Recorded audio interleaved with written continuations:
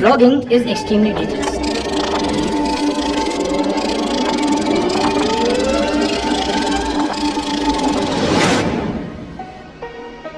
अगर आप एक रेगुलर व्लॉग कंज्यूमर हो तो आपकी जिंदगी इस लेवल पर बर्बाद हो सकती है कि then there is no U turn. आज यूट्यूब पर कंटेंट कंज्यूम करने वालों में से 80% लोग व्लॉग्स देखते हैं and you have no idea कि ये व्लॉगर्स सबकॉन्शियसली आपके साथ आखिर क्या कर रहे हैं। बहुत सारी रिसर्चर्स का ये कहना है that watching vlogs is 5 times more addictive than cigarettes and alcohol. And you know what, जहाँ पर सिगरेट्स और अल्कोहल सिर्फ आपकी फिजिकल हेल्थ खराब करती है, वहीं पर watching vlogs continuously can destroy you mentally, physically, emotionally and financially. लेकिन सवाल ये है कि आखिर ऐसा कैसे हो सकता है, और अगर ऐसा हो रहा है तो हम में से किसी को आज तक पता कैसे नहीं चला, एंड मोस्ट इंपॉर्टेंटली वो कौन से पावरफुल लेसन्स हैं जो हम इस केस स्टडी से सीखकर अपनी लाइफ के अंदर इम्प्लीमेंट कर सकते हैं। व्लॉगिंग बेसिकली ब्लॉग्स इन वीडियो फॉर्मेट, लेकिन एक बहुत बड़ा डिफरेंस है जो कि सारा का सारा गेम चेंज कर देता है। जब भी आप कोई ब्लॉग पढ़ोगे तो in most of the cases उनमें कभी कोई कैरेक्टर्स ही नहीं होते, और जब कैरेक्टर्स नहीं होते तो आपका उन ब्लॉग्स के साथ कभी कोई पर्सनल कनेक्शन बनता ही नहीं है। Whereas जब आप व्लॉग्स देखते हो तो उसके अंदर हमेशा कोई ना कोई कैरेक्टर इन्वॉल्व होता है, और उस कैरेक्टर से आप with in a period of time एक पर्सनल कनेक्शन बिल्ड कर लेते हो। एंड जहाँ ये चीजें व्लॉगर्स के लिए गोल्ड माइन है, वहीं पर आपके लिए it can be very dangerous. कैसे? इस चीज को समझने के लिए आपका इन 3 चीजों को समझना बहुत ज्यादा जरूरी है।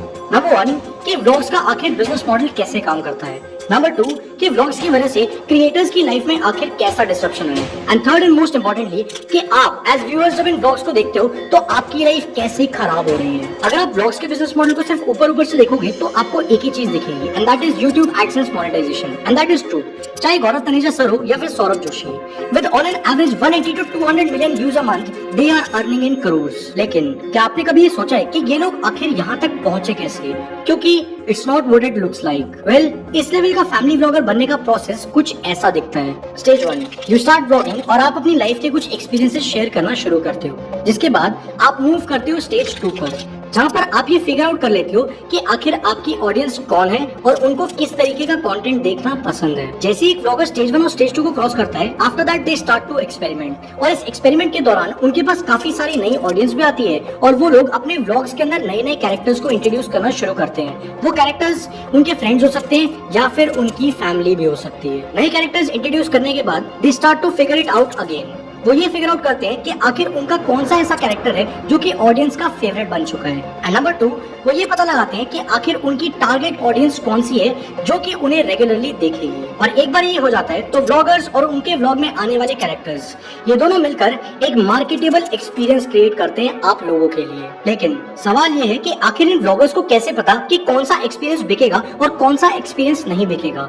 उन्हें एग्जैक्टली कैसे मालूम कि वो क्या दिखाएंगे तो ऑडियंस उन्हें देखेगी? एंड मोस्ट इंपॉर्टेंटली ये लोग इस चीज का यूज आखिर करते कैसे हैं that you and up watching them for hours? Look alike decisions, buying psychology, आपकी मेरी हम सबकी buying psychology carry forward investment के प्रिंसिपल पर चलती है। इन सिंपल वर्ड्स, अगर आपने किसी प्रोडक्ट के अंदर इन्वेस्टमेंट कर रखी है तो you tend to spend more on it. लेकिन in case of products that are free, हमारा इन्वेस्टमेंट फॉर्म बदल जाता है। Now see how this works. आप एक व्लॉग देखते हो जिसके अंदर ये व्लॉगर्स आपको एक एक्सपीरियंस सेल कर रहे होते हैं, जिस चीज को बाय आउट करने के लिए आप बदले में अपना टाइम देते हो। मोर ओवर, टाइम से ज्यादा आप जो व्लॉग्स में कैरेक्टर्स देख रहे हो, आप उनके अंदर अपने इमोशंस इन्वेस्ट कर रहे हो। विद टाइम जैसे जैसे आप व्लॉग ज्यादा देखने शुरू कर देते हो, आपका इन्वेस्ट किया गया टाइम बढ़ना शुरू हो जाता है। उसके साथ साथ आपने जो चीज इमोशनली इन्वेस्ट करी है उन व्लॉग्स के अंदर, वो भी बढ़नी शुरू हो जाती है। इन सिंपल वर्ड्स, आपका emotional investment with time vlogs के अंदर बढ़ता ही चला जाता है, जिसको और ज्यादा पावरफुल बनाने के लिए व्लॉगर्स अपनी और ज्यादा प्राइवेसी एक्सपोज करना शुरू करते हैं। Because they know this for a fact, जितनी ज्यादा प्राइवेसी वो एक्सपोज करेंगे, आपका इमोशनल कनेक्शन उनके साथ उतना ही ज्यादा बढ़ता जाएगा। In very simple words, with time वो आपको अपनी प्राइवेसी बेचते चले जाते हैं और आप उनकी प्राइवेसी खरीदते चले जाते हो, और इन सारी चीजों को इंसेंटिवाइज किया जाता है खूब सारे फेम और पैसे के साथ। लेकिन ये पैसा आता कहाँ से है? Well, in majority of the cases 3 sources. Number 1 Google AdSense, number 2 brand sponsorships. And you know what, vloggers जो स्पॉन्सरशिप करते हैं, इन मेजॉरिटी ऑफ द केसेस लोगों को ये पता ही नहीं लगता कि उन्होंने कोई स्पॉन्सर भी कर दिया है, क्योंकि आप उनका एक डेली व्लॉग देख रहे हो जिसके अंदर उन्होंने एक प्रोडक्ट को प्लेस कर दिया है, और वो चीज इतनी ज्यादा नेचुरल लगती है आपको कि आपको पता भी नहीं लगता कि उस व्लॉगर को वो चीज प्रमोट करने के लिए पैसे मिले हैं। लाइक द वे, अगर आप किसी और क्रिएटर को देखोगे, या आप हमारा एग्जाम्पल ले लो, आपको हर एक वीडियो में मालूम पड़ जाता है कि this video is sponsored by this particular brand. But vlogger को किस ब्रांड को प्रमोट करने के लिए पैसे मिले आपको मेजोरिटी ऑफ द केसेस में मालूम ही नहीं पड़ेगा। And third, ad cost. जो व्लॉगर्स बहुत ज्यादा ऊपर के लेवल पे पहुंच जाते हैं उन व्लॉगर्स को अलग अलग एडवर्टाइजमेंट्स में भी कास्ट किया जाता है, जिस चीज के लिए भी उन्हें पैसे मिलते हैं। एंड यू नो व्हाट, जिस व्लॉगर ने शुरुआत आपको एक एक्सपीरियंस दिखाकर करी थी, अब वो आपको एक्सपीरियंस नहीं बल्कि अपनी लाइफ सेल कर रहे हैं। एंड विद टाइम जैसे जैसे पैसे बढ़ते चले जाते हैं ये गैप और ज्यादा श्रिंक होना चालू हो जाता है। आई नो ये देखकर आप क्या सोच रहे हो कि हमारी साइकोलॉजी का यूज करके हमें अपनी लाइफ के एक्सपीरियंसेस सेल करके ये व्लॉगर्स क्या अमेजिंग पैसा कमा रहे हैं। We are losing time but they are making money. Well that's not true, क्योंकि आपको बाहर से एक व्लॉगर की लाइफ जितनी ज्यादा अमेजिंग दिखती है वो अंदर से उतनी ही ज्यादा खराब होती है। Fame comes with a price. I repeat, fame always comes with a price. And in case of family vloggers this is the price you पे। फैमिली व्लॉगर्स के केस में उनके पास जितना भी फेम है उन्हें उस फेम के लिए ये 3 तरह के प्राइसेस पे करने पड़ते हैं। Number 1, manipulated reality. Vlogs are not real, चाहे वो किसी का डेली व्लॉग क्यों ना हो। व्लॉग में आपको व्लॉगर्स की जो लाइफ दिखती है वो लाइफ सिर्फ वो है जो वो आपको दिखाना चाहते हैं। इन रियलिटी ना तो कोई अपनी जिंदगी में इतना ज्यादा इंटरेस्टिंग है और ना ही कोई इतना ज्यादा खुश है। व्लॉग्स आर कम्प्लीटली स्क्रिप्टेड, चाहे वो किसी का डेली व्लॉग क्यों ना हो। एक्चुअल रिकॉर्डिंग 2 से 3 से 4 घंटे की होती है, लेकिन आपके सामने रखा जाता है एक 10 से 12 मिनट का एंगेजिंग दिन जो कि एक्साइटमेंट, थ्रिल और मस्ती से भरा हुआ होता है। After talking to 7 to 8 vloggers हमें एक चीज कॉमन मिली and that is unwillingness. Vloggers जानकर ऐसी एक्टिविटीज परफॉर्म करते हैं जो कि करनी उन्हें पसंद ही नहीं है, बट दे डू इट क्योंकि उन्हें ये मालूम है कि ऐसा करने से वो एक बहुत ही एंगेजिंग कंटेंट बना पाएंगे जो कि उनके व्यूअर्स को पसंद आएगा। इस दुनिया में ऐसा कोई घर नहीं जहाँ पर जबरदस्त झगड़े नहीं होते हैं, लेकिन अगर आप किसी का फैमिली व्लॉग देखोगे तो 99% ऑफ द केसेस में आपको वो झगड़े दिखाई देंगे ही नहीं। गौरव तनेजा सर, जो कि इस वक्त इंडिया के टॉप व्लॉगर्स में से एक है, उनकी और उनकी वाइफ रितु मैम के लिए बहुत ज्यादा रिस्पेक्ट है, but I show you something और इसको प्लीज आउट ऑफ कॉन्टेक्स्ट मत लेना। एरेशा के टाइम पे जितना मुझे उसने संभाला है ना, एरेशा के टाइम पे हम लोग जिस चीज से गो थ्रू किए हैं, हमने आपको शायद उसका 20% ही बताया। हम लोग बहुत गो थ्रू किए थे उस टाइम पे और बहुत ज्यादा गो थ्रू किए थे। हाँ, अभी कुछ खाते हैं। और वेरी हार्ड टू बिलीव, लेकिन इन्फ्लुएंसर्स आपको इमोशनली मैनिपुलेट करने के आर्ट को मास्टर कर चुके हैं। I am not trying to say कि गौरव सर ने यहाँ पे जो भी चीज बोली वो झूठ है। What I am trying to say is कि जो भी चीज आपको व्लॉग्स में दिखाई जाती है और बताई जाती है, it is completely unreal and heavily scripted. The idea of being observed changes the actions of the subject. अगर आपको ये पता है कि आपको कोई देख रहा है तो आप जानबूझकर वो चीजें नहीं करोगे जो आप तब कर रहे होते अगर आपको कोई देख नहीं रहा होता तो। फेमस ब्लॉगर केसी नेस्टैट ने ये पब्लिकली आकर बोला है कि वो जानबूझकर अपनी वाइफ से आर्ग्यूमेंट्स नहीं करते थे ताकि वो उनको व्लॉग्स में ला पाए और उनके पास लोगों को दिखाने के लिए अच्छा कंटेंट हो। Second price, privacy. व्लॉगर्स को हर दिन अच्छा कंटेंट निकालने के लिए किसी ना किसी वे में जाकर अपनी या अपने फैमिली मेंबर्स की प्राइवेसी को कॉम्प्रोमाइज करना पड़ता है। Now see how this works. जितनी ज्यादा प्राइवेसी को एक्सपोज किया जाएगा, लोगों का इंटरेस्ट उस व्लॉग में उतना ही ज्यादा बनता चला जाएगा। जितना ज्यादा लोगों का इंटरेस्ट बनता चला जाएगा, लोग उस व्लॉग के अंदर जो कैरेक्टर्स हैं उनसे उतने ही ज्यादा इमोशनली कनेक्ट होना शुरू हो जाएंगे।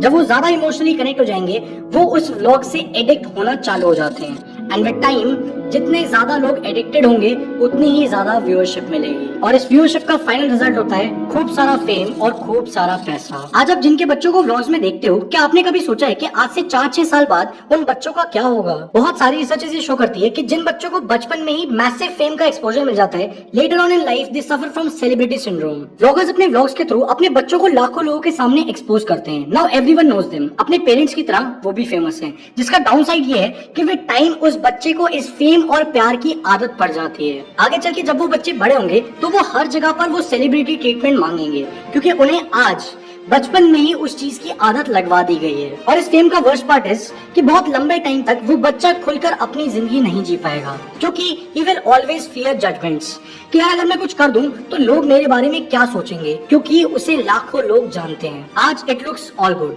लेकिन अपनी फैमिली मेंबर्स को व्लॉगर्स जिस लेवल के फेम से एक्सपोज कर चुके हैं, over the period of time यही चीज उनकी सोशल एंजाइटी का कारण बन जाएगा। हर एक व्लॉगर को अपने फेम का एक प्राइस पे करना पड़ता है। फूड व्लॉगर्स अपना प्राइस पे करते हैं अपनी हेल्थ को कॉम्प्रोमाइज करके।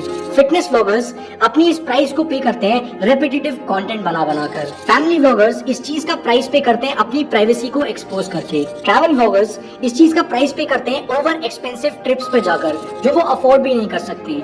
And most importantly lifestyle vloggers इस चीज का प्राइस पे करते हैं एक फेक लाइफस्टाइल दिखाकर, जिस चीज के लिए बहुत ज्यादा पैसे खर्च करने पड़ते हैं। आई नो आप क्या सोच रहे हो कि एज व्यूअर्स हमें इस चीज से क्या प्रॉब्लम, इसमें हमारा क्या नुकसान, और यही चीज लेकर आती है हमें थर्ड और सबसे इंपॉर्टेंट पॉइंट की तरफ, और वो है viewers life disruption. Now look at this very carefully. आप एक व्लॉग देखना शुरू करते हो एंड विद टाइम आपने जो टाइम उस व्लॉग के ऊपर स्पेंड किया है आप उसको बढ़ाना शुरू कर देते हो। क्यों?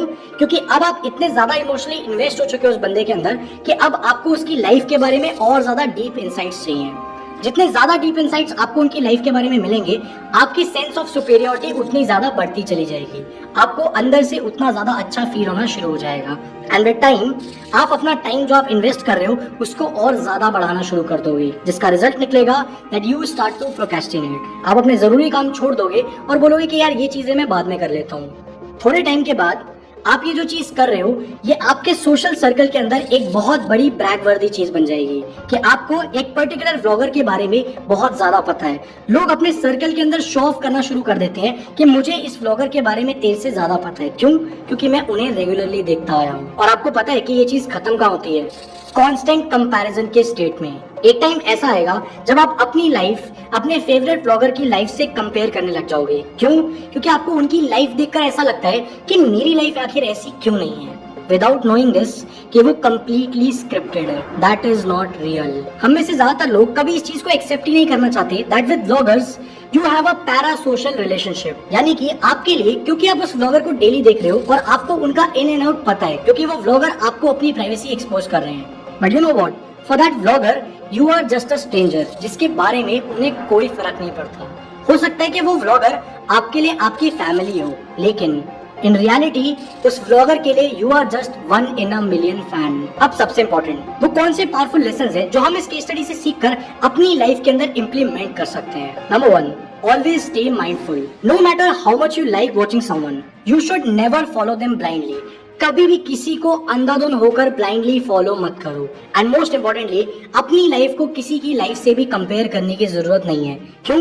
क्योंकि इससे आपको हमेशा अपने बारे में खराब फील होगा। ये बहुत जरूरी है आपके लिए समझना that at the end of the day vlogging is a business for vloggers. तो आपके लिए आपका काम, आपकी प्रायोरिटी होनी चाहिए किसी का व्लॉग देखना नहीं। Second lesson, conscious acceptance. आपको एक कॉन्शियसली एक्सेप्ट करना पड़ेगा that vlogs are not real. आपको जो चीजें दिखाई जाती हैं एक्चुअल लाइफ में वो चीजें उससे कहीं ज्यादा अलग है। Vlogs are completely scripted.